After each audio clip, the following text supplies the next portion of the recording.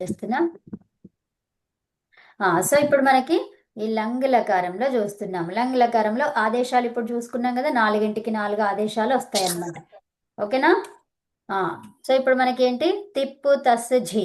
ఇప్పుడు ఏమున్నాయండి, తిప్పు తస్ ఝి ఈ ప్రత్యయాలు. సో లంగ్ లకారం చేస్తున్నాం మనం. ఏం చేస్తున్నాము? లంగ్ లకారం. లంగ్ అనగానే ముందేమొస్తుంది, జుహు ధాతుకి ఇప్పుడు మనకి అకారం వస్తుంది, అవునా? అవును. తర్వాత జూ చెప్పుకున్నాము. తర్వాత ఇంకేం చెప్పుకున్నాము? హూ కావాలి. హూ కూడా వస్తుందా రాదా? అజుహోత్. సో ఏమొస్తుంది అక్కడ? వస్తుంది. ఆ, వస్తుందా లేదా? వస్తుంది. అంతే. తర్వాత ఇక్కడ గుణము కావాలి. గుణం కావాలి కాబట్టి హో అయిపోయింది. ఈ తీకి ఏమన్నాము? తిప్పులో ఏం మిగిలింది? త్. తీ మిగిలింది. పకారానికి త్ సంజ్ఞ. సో తీ మిగిలింది. ఏమన్నాము? ఈకారానికి లోపము అని చెప్పుకున్నాం. గిత్తు లకారాలు చేస్తే ఈకారానికి లోపం. సో అప్పుడు ఏం మిగిలింది మనకు? త్. అజుహోత్. ఓకేనా? అజుహోత్. ఈ తస్ ఏమైపోయింది? తస్కి ఏం చెప్పుకున్నాం ఇప్పుడు? తామ ఆదేశం. సో ఏమైంది అది? ఇప్పుడు తస్ ఏంటి? పిత్త పిత్త. ఆ? పిత్త పిత్త. అపిత్ పిత్త గుణం అవుతుందా? కాదు. కాదు. అప్పుడు హూ ఉంటది, అలాగే ఉంటది. హూ. అజుహు తామ్. తస్కి ఆదేశం తామ్. అజుహు తామ్. తర్వాత ఝీ. ఝీ ప్రత్యయానికి ఏం చెప్పుకున్నాం మనము? అతి ఉమ్? అతి అతి. సో అతి చేసి ఏమైపోయింది మనకు? అతి కాకుండా ఇక్కడ వేరే దానికి దీనికి వేరే చేంజ్ అవుతుంది అనమాట. ఓకేనా? ఈ లంగ్ లకారంలో వేరే నిన్న చెప్పుకున్నాం చూడండి, సిజభ్యస్త విధిభ్యశ్చ అని చెప్పుకున్నాం కదా. సిజభ్యస్త విధిభ్యశ్చ అంటే ఏంటి? అభ్యస్త సంజ తర్వాత ఝా ప్రత్యయానికి ఎవరు వస్తారు? జుస్. ఏమొస్తుంది? జుస్. దేంట్లో? లంగ్ గిత్తు లకారంలో. ఓకేనా? దేంట్లో అండి? గిత్తు లకారాలలో. ఓకే, గిత్తు లకారాలలో అంటే ఇప్పుడు మనకి అత్ అనేది ఎక్కడైపోయింది ఇప్పుడు? టిత్తు లకారాలకి అయిపోయింది అది. ఓకే, అత్ అనేది టిత్తు లకారాలకి. ఓకే, ఇప్పుడు గిత్తని ఇచ్చాడు కాబట్టి అది అత్ అనేది టిత్తు లకారాలకని చేసేసుకోవాలి. ఇక రెండే లకారాలు ఉంటాయి, టిత్ ఒకటి గిత్ ఒకటి, అవునా? అవును. సో ఇప్పుడు గిత్తు లకారాలకి జుస్ అన్నప్పుడు ఇంకా టిత్తు లకారాలకి ఏముంటుంది? అత్. క్లియరా? అజుహత్. అతి అని పెట్టుకున్నాం కదండి ఇంతకు ముందు. అవునవును. లట్. అజుహత్ అని. అది వేరు. జుహత్ అట్లా చెప్పొద్దు. జుహ్వతి అని నేర్చుకున్నాం ఇప్పుడు ఇందాక. అవునవును. అవునవును. జుహ్వతి. సో ఇప్పుడు ఇక్కడ ఏంటి? ఉస్ అన్నమాట. ఉస్ అంటే జకారానికి చుటూ ద్వారా లోపం. అప్పుడు ఏమైంది అది? ఉస్. ఉస్ అంటే ఏమైపోయింది అది? ఊహు కదా. ఊహు అయిందా? క్లియర్ ఎంతవరకు? క్లియర్ క్లియర్ అండి. మన వీరు ఉష గారు ఏంటండి? క్లియరా? జుస్ అనేది వచ్చిందని చెప్పుకున్నాం కదా, గిత్తు లకారాలకి జుస్ ఆదేశం అన్నమాట. జీకి జుస్ ఆదేశం. ఓకే, సో జీకి జుస్ ఆదేశం అయితే ఉస్ అయిపోయింది. చుటూ ద్వారా ఈ జకారానికి లోపం జరిగింది. ఓకే, సో అప్పుడు ఊ మిగిలింది. ఉస్ అయిపోయింది. ఉస్ తర్వాత ఈ సకారం చివరిగా ఉంటే విసర్గ ఊహు. ఓకేనా? తర్వాత ఆ జూ తర్వాత మనకి ఊ ఉంటది. ఇక్కడ హూలో ఊ ఉంటుంది. ఇదేంటి? అపిత్తు కాబట్టి ఇక గుణం కాదు. గుణం కాకపోతే ఇక్కడ హూలో ఉన్న ఉకారము తర్వాత ఉకారం ఉంది, అవునా? ఈ ఉకారానికి ఏం చెప్పుకున్నాం? అనేకాచ ద్వారా వచ్చింది కాబట్టి ఏమన్నాము? హూష్ణువోహో సార్వధాతుకే కదా. హూష్ణువోహో సార్వధాతుకే ఏం చెప్తుంది? వకారం వచ్చింది. వకారం వచ్చింది దానికి. జుహ్వహ. కానీ ఇక్కడ హూష్ణువోహో కాకుండా ఇప్పుడు మనకి ఏం తీసుకోవాలి? వేరే సూత్రం వచ్చింది ఇక్కడ. ఓకే, వేరే సూత్రం ఏంటి మరి? ఉస్. ఉస్ అనేది ఏంటి? ఈ ఉస్ అనేది మనకి వేరే సూత్రం ద్వారా వచ్చింది అది కదా. అదభ్యస్తాత్ ద్వారా వచ్చింది అంటే సిచి. ఇది వేరే సూత్రం ఏది ఉంది? అది మనకి సిజ్ అభ్యస్త విధిభ్యశ్చ అనే సూత్రం ద్వారా వచ్చింది కదా, అవునా? జుస్ వచ్చింది అంటే జుస్ వచ్చిన తర్వాత గుణం చేసుకోవచ్చు. జుసిచా ఏంటండి సూత్రము? జుసిచా. జుసిచా అంటే జుస్సు పరంగా ఉంటే. సి అంటే ఇక్కడ ఏమైపోయింది? సప్తమి అయిపోయింది. అవునా? సప్తమి అయిపోయింది. అంటే పరంగా ఉంటే దేనికి పరంగా? అభ్యస్త సంజ్ఞకి పరంగా. ఇక్కడ అభ్యస్త సంజ్ఞనే ఉంది కదా మనకు, జుహు అనేది. అవును అవునా? ఆ జుహు అవును అభ్యస్త సంజ్ఞ, ఇదంతా కూడా అభ్యస్తం. ఈ అభ్యస్తములో ఉన్నటువంటి దానికి జుసిచా ఏమంటున్నది? ఇగంత అంగము ఏదైతే ఉందో దానికి గుణం అవుతుంది అని చెప్తుంది. అంటే ఇక అభ్యస్తం అని అవసరం లేదు, దానికి ఏం అవసరం లేదు. ఈ జుస్సుకి పూర్వం ఉన్న అంగానికి ఇక్కువర్ణాలకి గుణం అవుతుంది. ఓకేనా? ఓకే. ఆ, జుస్సుకి పూర్వం ఉన్న అంగం ఏదైతే ఉందో దాంట్లో ఇక్కువర్ణాలకే కదా అన్నిటికీ గుణం ఎక్కడ చేస్తాం? ఈ ఊరిలకే చేస్తాం కదండి. అవును సో కాబట్టి ఇక్కడ గుణం అవుతుంది. అప్పుడు ఏమైంది? అది జుహో అయింది. ఓ తర్వాత ఏచ్ వర్ణం తర్వాత అచ్చు ఉంది, ఊహు కదా. అర్థమైందా? ఆ, సో అప్పుడు ఏమైంది? అది ఏచ్ వర్ణం తర్వాత అచ్చు ఉంటే ఏచో యవా యావహ వచ్చేసి ఏమైంది? అవ్. ఓకి అవ్. జుహవ్. అది అజుహవ్ ఊహు. ఊహు అయిపోయింది ఇది. అవునా? అజుహవుహు. ఏంటి? అజుహవుహు. అర్థమవుతుందా? అది రూపం అన్నమాట. ఆ జుహవుహు ఏమనాలి దీన్ని? ఆ జుహవుహు. ఓకేనా? అజుహోత్, అజుహుతాం, అజుహవహు. అజుహువహు. అజుహు, జుహు కాదు, అజుహవు. అజుహవుహు.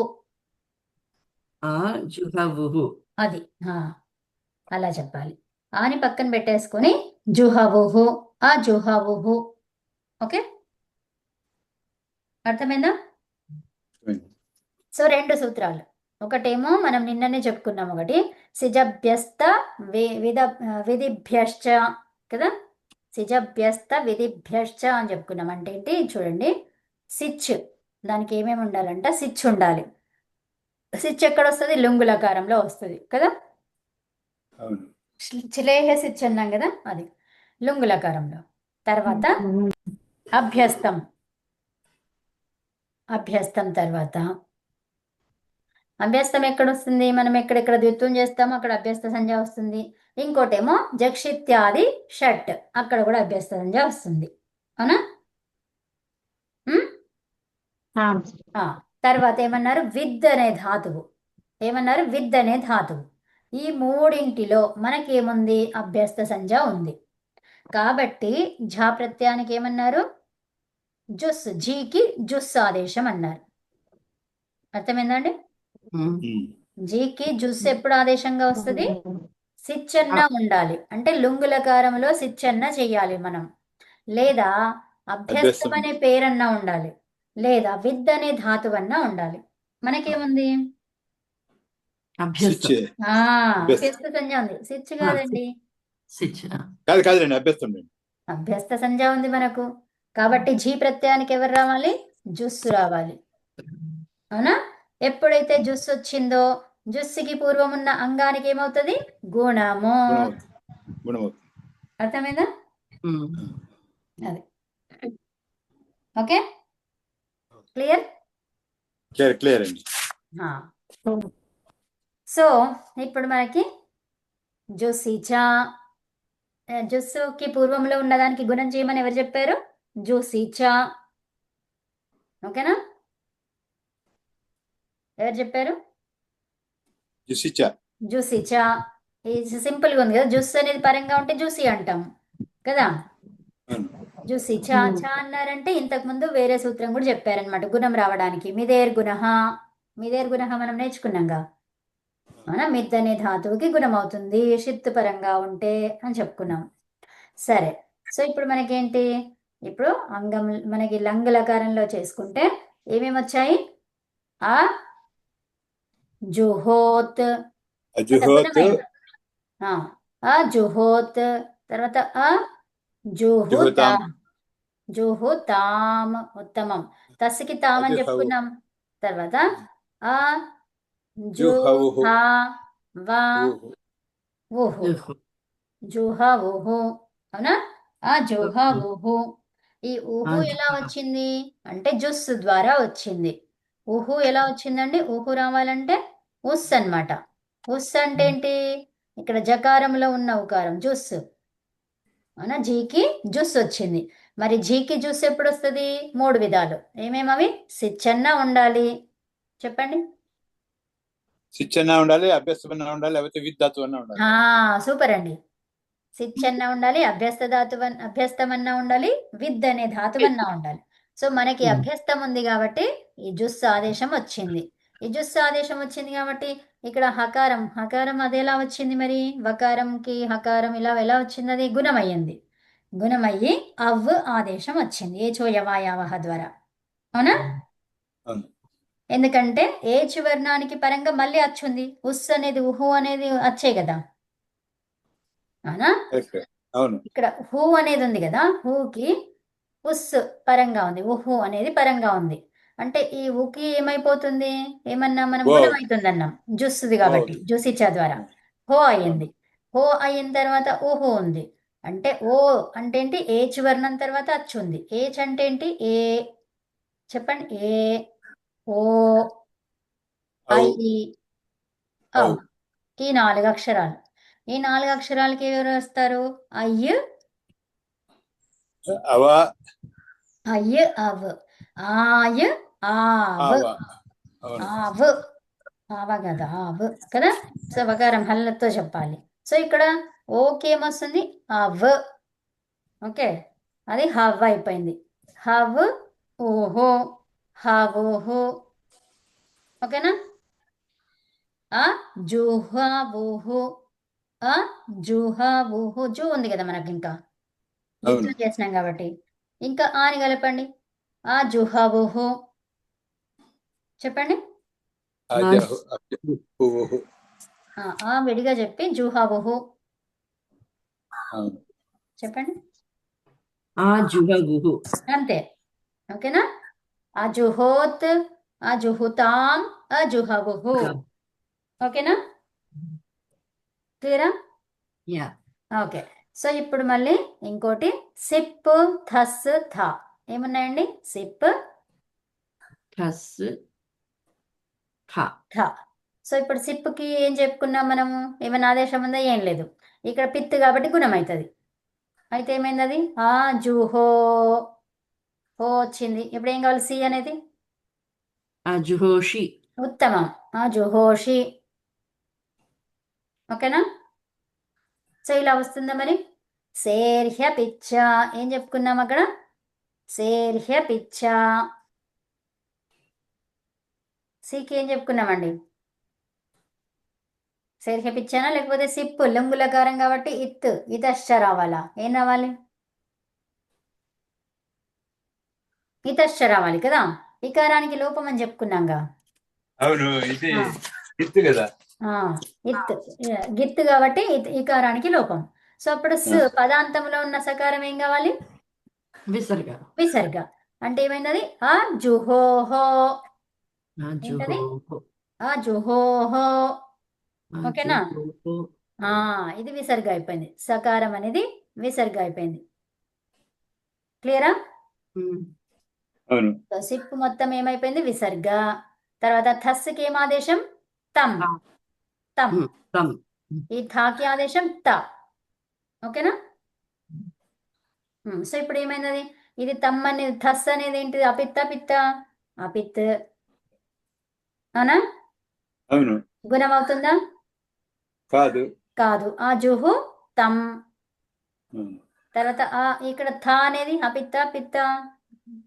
అపిత్ గుణం అవుతుందా? అవును. కాదు. అవ్వదు. ఆ జుహు తాహ. త అంతే. అజుహుత. అంతే చెప్పేసేయండి ఇక్కడ. అజుహోహో, అజుహుతం, అజుహుత. అజుహోహో, అజుహుతం, అజుహుత. అంతే. అజుగోహో కాదు. అజుహోహో. అజుహోహో, అజుహుతం, అజుహుత, అజుహుత. అంతే. క్లియరా?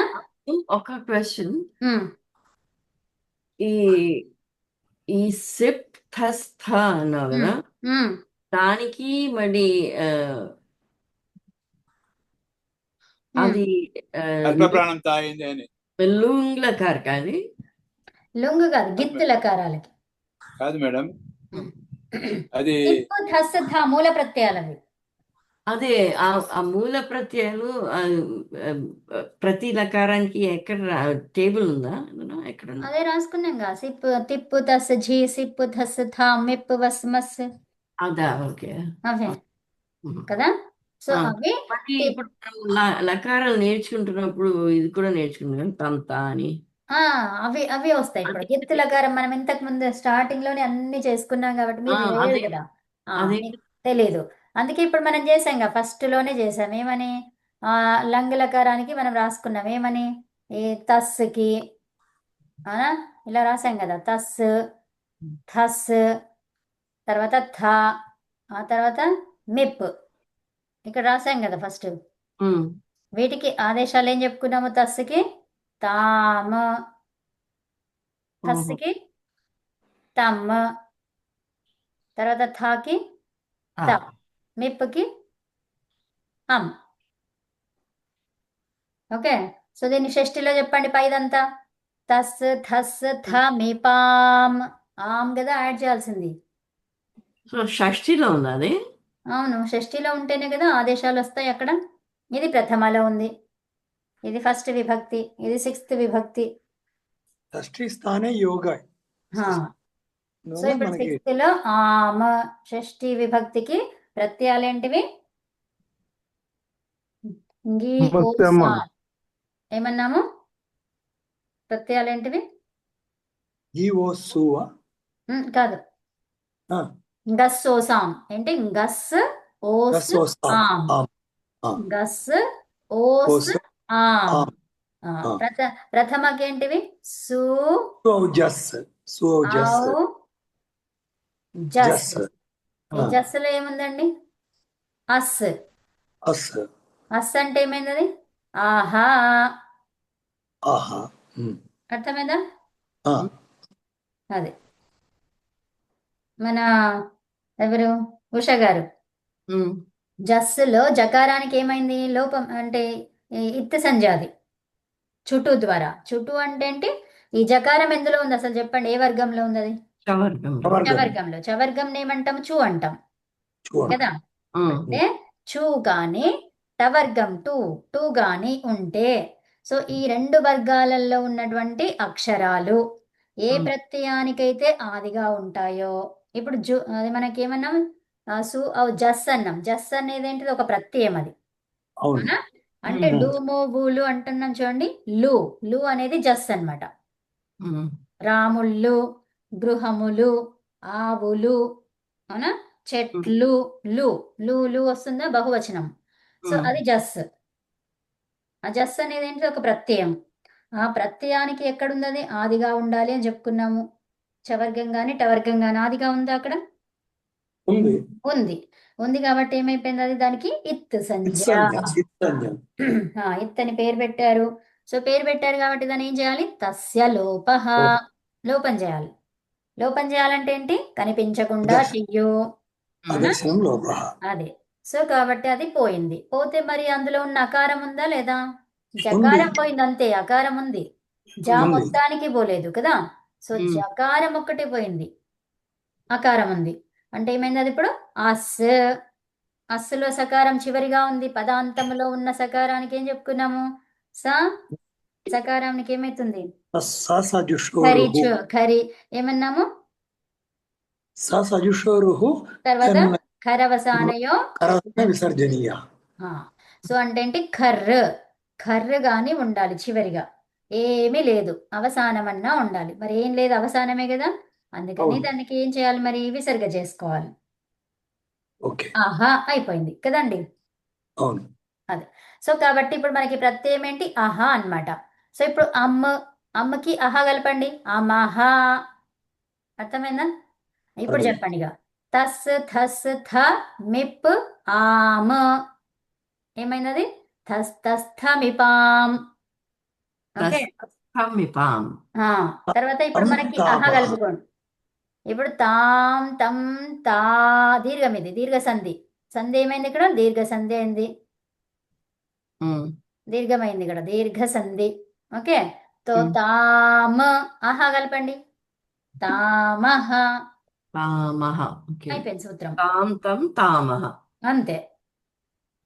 అంటే ఇక్కడ స్థాని ఎన్ని ఉన్నాయో ఆదేశాలు అన్నే ఉన్నాయి. కాబట్టి ఏం చేస్తాము? యథా సంఖ్యం.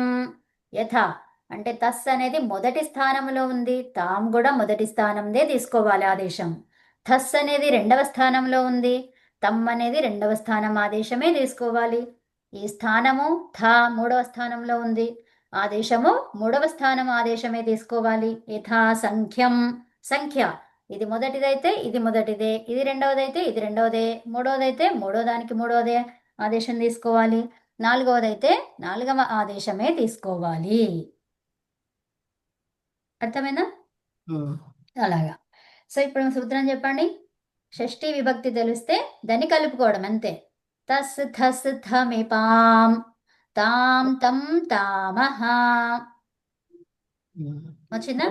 తస్ థస్ థమిపాం తాం తం తం. తామహ. ఇక్కడ మళ్ళీ చెప్పండి. తమ్ తామ తమ్. తర్వాత ఇక్కడ త అమ్ రెండు ఉన్నాయి, అచ్చులు పక్క పక్కన ఉన్నాయి. ఏం చేయాలి? దాన్ని దీర్ఘం చేసుకోవాలి. తామ ఆహా కలపండి. ఓకే. తాం తం తామహ. అది అది రాయవా అక్కడ కింద? తం కింద తామహ అయిందని.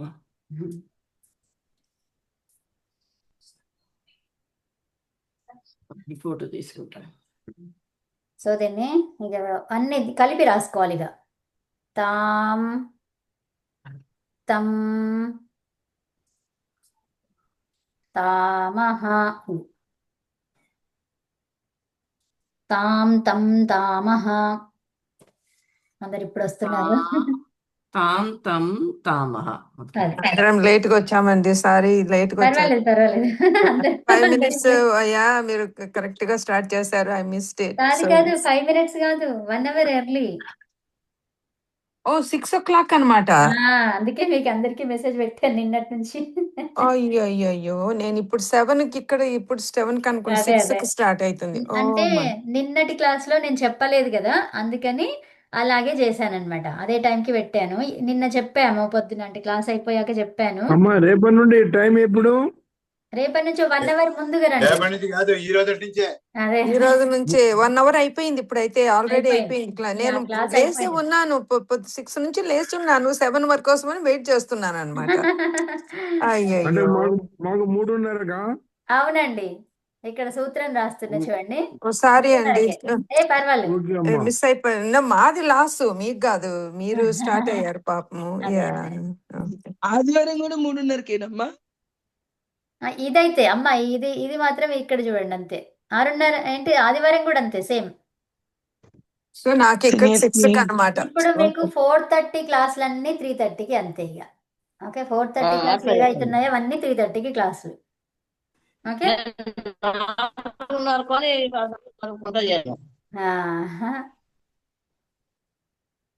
మీరు ఇచ్చినా కూడా నాకు టైం 7 కనే వచ్చింది అనమాట. నేను 7 ఇప్పుడు స్టార్ట్ అయింది అనుకుంటున్నాను. సో ఇట్స్ మై సో ఇక్కడ ఇదండి సూత్రం. ఓకే. తస్థస్థమిపాం తాం తం తామహ. ఓకేనా? ఎందుక మాకు ఇక్కడ టైం చేంజ్ అయిందండి, మళ్ళీ తర్వాత నాకు స్కూల్ కి లేట్ అవుతుంది అందుకని. అవునవును, కరెక్ట్. మీరు your done. Yeah, that's okay. కాదు, ఎవరు అడిగారు ఇందాక? మన పుష్ప గారు అనుకుంటా. యా, సో అందుకని. ఓకేనా? ఇదండి, క్లియరా? తస్థస్థమిపాం తాం తం తామహ. సో ఇది ఏమైంది, ఎక్కడ ఎలా మారింది? అది గిత్తు లకారానికి ఆధారంగా. సో మరి ఇప్పుడు ఇది ఎక్కడ ఉండి ఉంటది చెప్పండి, గెస్ చేయండి. దేన్ని పట్టుకొని ఇది మారుతుంది? మనకి అన్నిటిలో మనం చూసుకుంటున్నాం ఏమని, ఈ అధ్యాయాలు దేనికి ఏంటివి అని చెప్పుకుంటున్నాం కదా. సో ఇప్పుడు ఇది ఏమైంది? అది ధాతువు. ఏం చేస్తున్నాం మనం? ఒక ధాతువుని తీసుకొని ఈ హు అనే ధాతువుని తీసుకొని ఏం చేస్తున్నాము, లంగ్ లకారం చేస్తున్నాం. అవునా? ఈ లంగ్ లకారం చేయడం చేత ఏమవుతుంది అక్కడ, గిత్ లకారం. అవునా? అర్థమవుతుందా? గిత్ లకారం అది. సో గిత్ లకారము దేన్ని బట్టి వచ్చింది అది? గిత్ లకారం దేనికి, ఇది రూపము దేనితో వస్తుంది, దేనికి వస్తుంది అది? అంగముగా, ధాతువుగా, దేని ద్వారా వస్తుంది ఇది? చెప్పండి. ధాతువు అంతే. సో ఇక్కడ ఇదేంటిది, ఇది ధాతువు. అవునా? ధాతువుకి ప్రత్యయం వచ్చింది. ఆ ప్రత్యయం దేని వల్ల వచ్చింది? ధాతువు వల్లనే వచ్చింది. అర్థమైందా? అంటే ధాతు అధికారంలో ఉంది ఈ సూత్రం. అంటే ఏ అధ్యాయం అండి ధాతు అధికారం అంటే? అధ్యాయం అయితే మనం టక్కన చెప్పొచ్చు. చెప్పండి, ధాతు అధికారం ఎక్కడ ఉంటుంది? 3వ అధ్యాయం మొత్తం. సో 3వ అధ్యాయంలో ఉంది ఇప్పుడు ఈ సూత్రం. అర్థమైందా? ఇంకా పాదం అంటారా, అవి కొంచెం చదువుకుంటే అది కూడా వచ్చేస్తుంది. ఈ 3వ అధ్యాయం అనేది ఖచ్చితంగా మీకు తెలిసిపోయింది ఇప్పుడు. అవునా? ధాతు అధికారములో ఉన్నటువంటి సూత్రం కాబట్టి 3వ అధ్యాయం. తర్వాత ఈ ధాతువు తర్వాత ప్రత్యయాలు వస్తాయి. మరి ధాతువుకు సంబంధించిన ప్రత్యయాలు ఎక్కడ వస్తాయి? చివరిగానే వస్తాయి, 4వ పాదంలో. అవునా? అర్థమవుతుందా? 3వ పాదంలో, 4వ పాదంలో ఇలా వస్తుంటాయి కదా. 1, 2లోనైతే రాకపోవచ్చు, ఎందుకంటే పాదం పెద్దగా ఉంటుంది కదా. అర్థమవుతుందా అండి?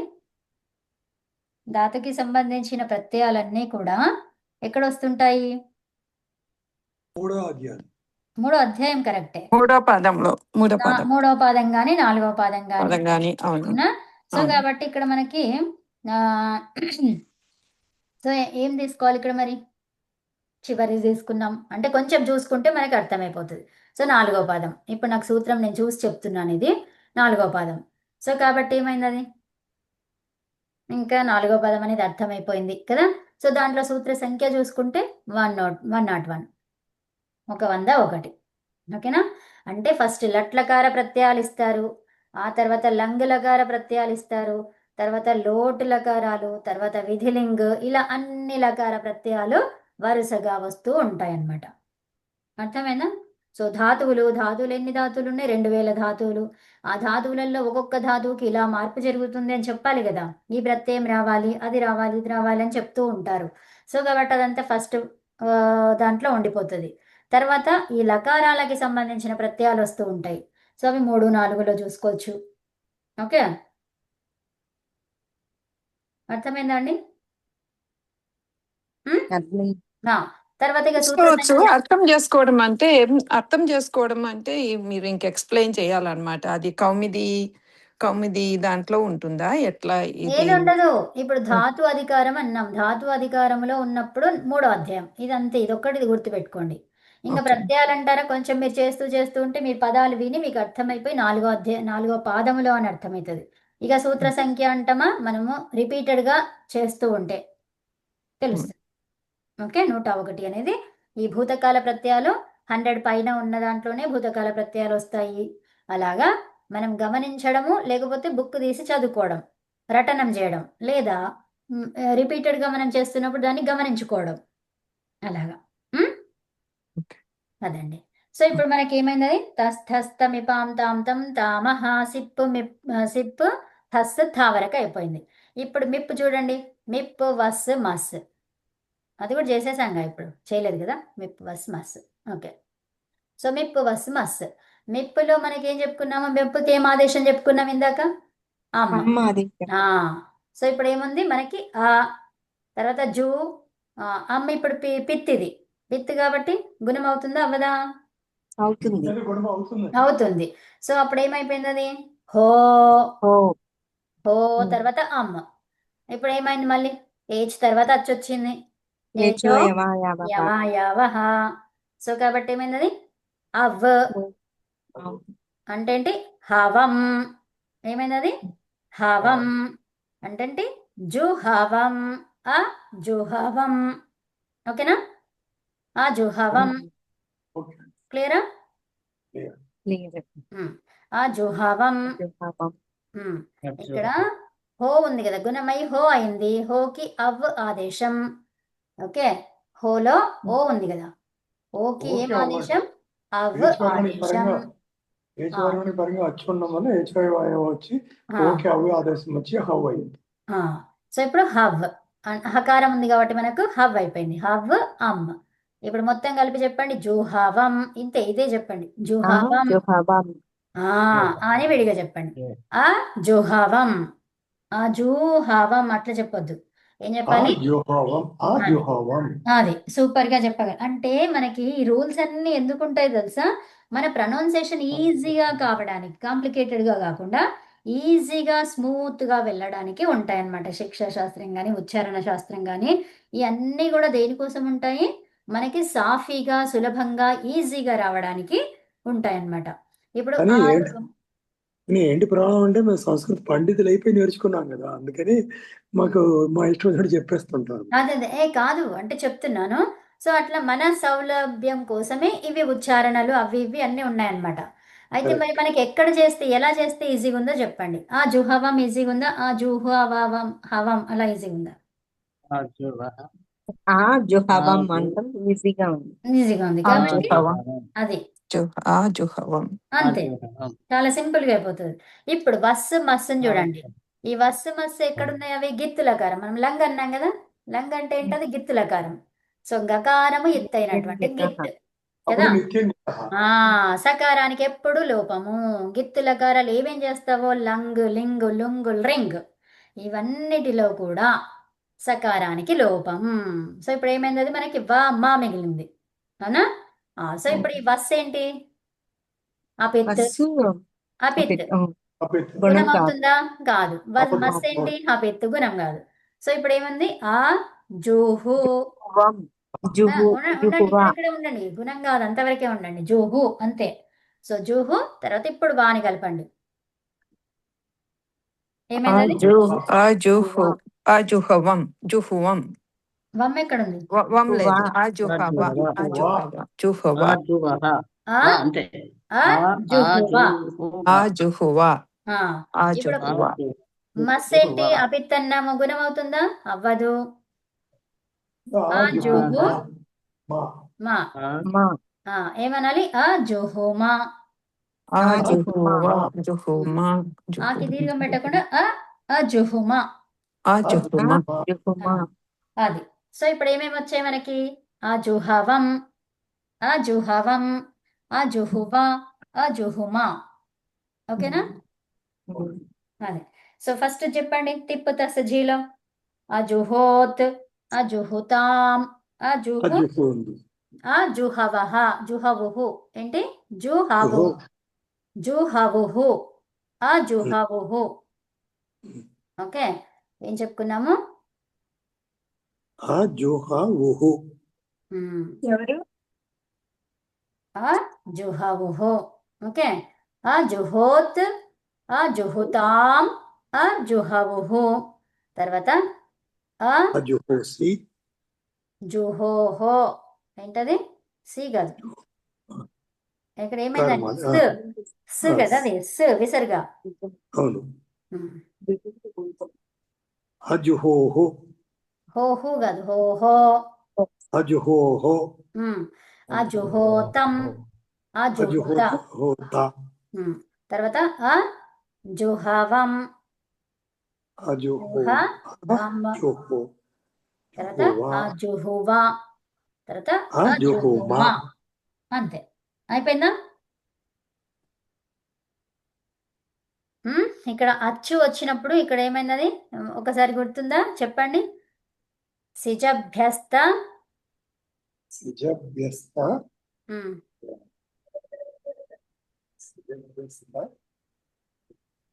వేదిభ్యశ్చ వేదిభ్యశ్చ సిజభ్యస్త వేదిభ్యశ్చ అంటే మనకి సిజభ్యస్త. సో సిజభ్యస్త రెండు వేదిభ్యశ్చ. రెండు రెండు నోట్స్లను పెన్నులు. అమ్మా ఒకటి సిచ్, ఒకటి అభ్యస్తం, రెండు వేద్ విద్ ధాతువు. విధిభ్యశ్చ విద్. ఓకే, విధిభ్యశ్చ. వేద అన్నారండి. అదే అదే గుణం చేసి చెప్పేశాను నేను రూపంలో.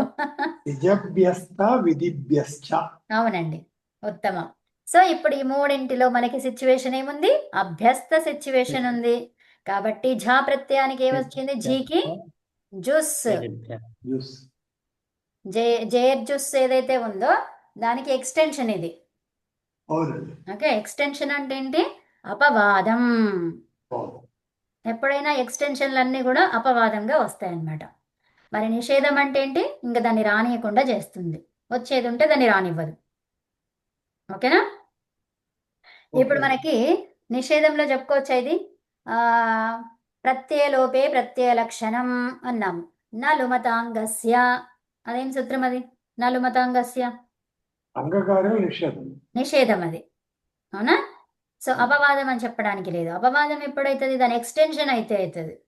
అవును. అది ఎక్స్టెన్షన్ కాదు, తీసేస్తుంది. అది ఇంకా చేయనిస్తలేదు. మేడం టైం అయిపోయేటట్టు ఉంది, అవునండి. చూసుకోండి. సో అలాగా చెప్పండి. ఓం శాంతి శాంతి శాంతి. ఓం నమస్తే అండి అందరికీ. నమస్తే. అందరే లీనమవుతారు. ధన్యవాదాలు. మనం నేను- రైతులు వారు అందరే లీనమవుతారు. ఏం కవిత తెలుసుకోరు. చెప్పండి. కవిత చెప్పండి. నిన్నటి నుంచి మాట్లాడుతున్నాం 3:30 అని. నేను 3:30 నుంచి ఇంకా టైం ఉంది 4:30